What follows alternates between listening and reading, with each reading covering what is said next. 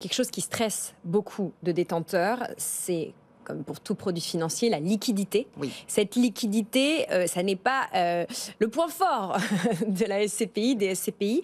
Comment on peut articuler une réflexion sur comment évaluer la liquidité d'une SCPI? Alors, si on peut donner un peu des grands chiffres, il faut rappeler que l'année dernière, donc en 2023, les SCPI, elles ont collecté 7,7 milliards d'euros. D'accord ?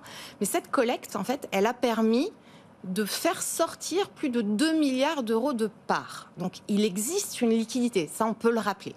La particularité, c'est que certains SCPI qui sont moins attractives, parce que c'est ça le jeu, c'est le jeu des entrées qui compense les sorties. Donc certaines SCPI qui sont moins attractives peuvent avoir effectivement un blocage de liquidité.